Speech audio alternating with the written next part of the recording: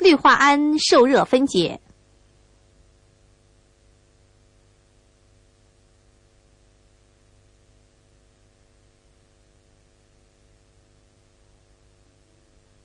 取出1小勺氯化铵晶体，放入一支试管底部。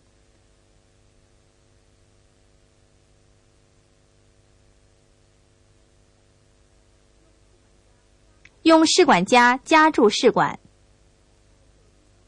在酒精灯火焰上加热其中的氯化铵。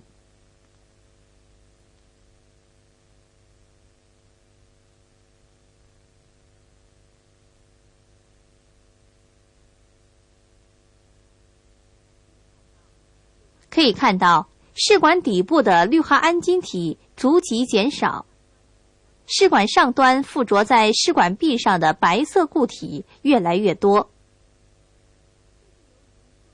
这是由于受热时，氯化铵分解成氨气和氯化氢气体，它们在试管上端遇冷，又重新化合，生成氯化铵晶体。